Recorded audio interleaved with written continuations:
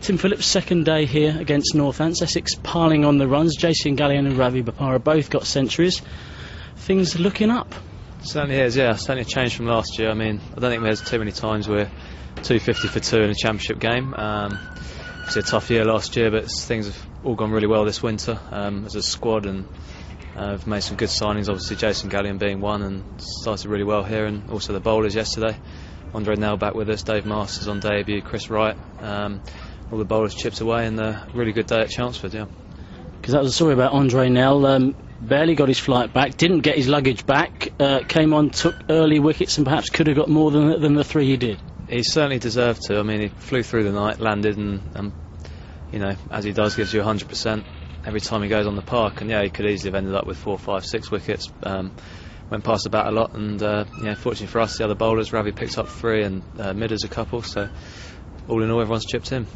Every season we talk about Essex potential, young players coming through, the fact that there is talent here. It hasn't transferred itself into promotion. Why is it going to be different this time around? Well, I think I mean, yeah, we are a young squad, but with that, we're an experienced squad. We've got, you know, obviously Ravi at 22. You know, he's had a taste of Test cricket, and he's keen to score a huge number of runs. You know, obviously people like myself, Ryan, Fozzie, Mark Martini now as captain. It's a young group of players, but we have been, you know, contributing for the club over the last few years. It's just really a case of everyone, you know, really chipping in together and going big, which I think certainly the squad's capable of doing. So. And adding Masters and adding Gallion and adding Wright, all those 3 have played. So new coach, or relatively new coach, Paul Grayson, not afraid to make changes. Absolutely not. No, I mean that's the trouble. Last year we're having to pick players on who was fit. This year we're picking people on, you know, what they've been doing, and you know, it was pre-season games and what have you. And it's a healthy competition, which is great. You know, it's a very long season. And, you know, you accept there might be a few injuries over the year, but this year we really feel we've got a great squad of players that everyone's going to play a part in pushing for promotion and also one day competition, you know, trophies. Because that was the thing with last year. Did you almost in your mind write that off towards the end, because so many things had gone wrong, so many injuries, so many players leaving, it decimated the squad that was at the 4 county ground? A little bit, yeah. I mean, obviously, you never give up on your cricket, and you know, we ended up with 6 wins in the championship, which is still a fairly decent return, you know, in the squad that we had last year. You know, but you know, really this year we're looking to kick on with that. You know, and towards the end of last year we were really looking towards the future and sort of getting a bit more experience and really, you know, regathering ourselves and, you know, coming hard this year, which I think, you know, the first, you know, we're nearly 2 days into the season, we've had a really good start to the championship campaign. Now, if you look at the bookmakers' odds, which is always an interesting thing to look at, they tend to put Warwickshire, Middlesex and Essex away from the rest in terms of promotion. Is that the way you see it?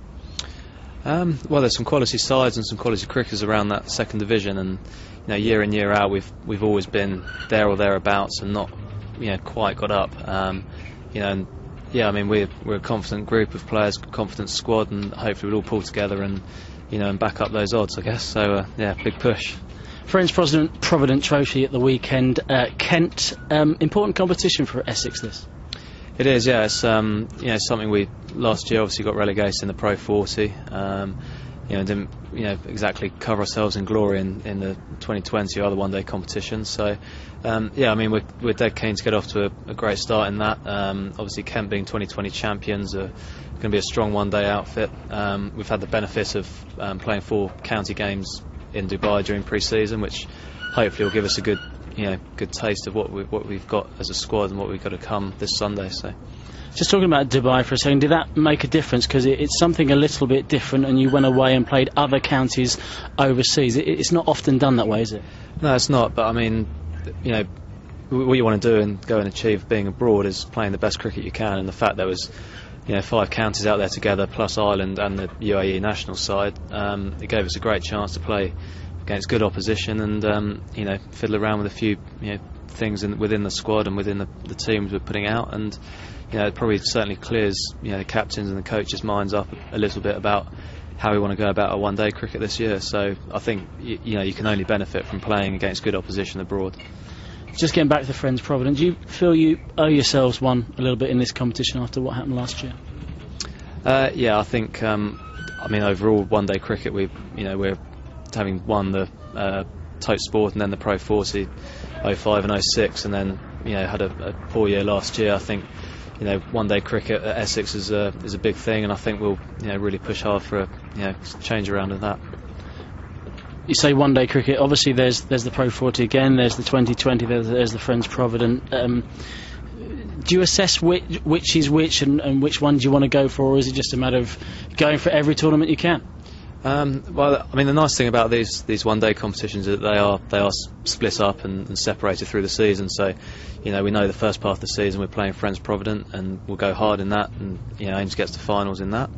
Then you come to your 2020 and Pro 40, and each competition you approach, obviously it's slightly different cricket each time, but you approach it to win it, and that's the way, the Essex way, and that's the way we want to go about our one-day cricket and obviously our championship cricket as well.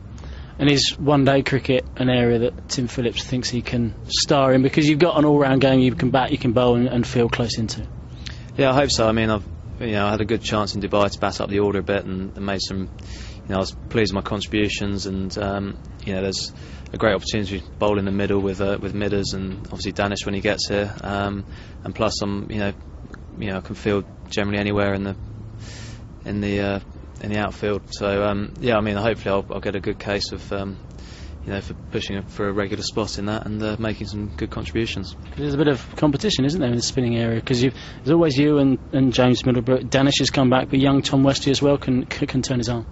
He does, yeah. Tom's coming well with his bowling, and obviously his batting stepping up as well. So it's exciting times for him and for the club, I guess. But yeah, I mean, there's always been competition between myself and midders, and obviously with Danish being here, Grant Flower in the past as well. So yeah, but we've won competitions when four of us have played. So there's no reason for us to all make a big contribution to this one-day competition.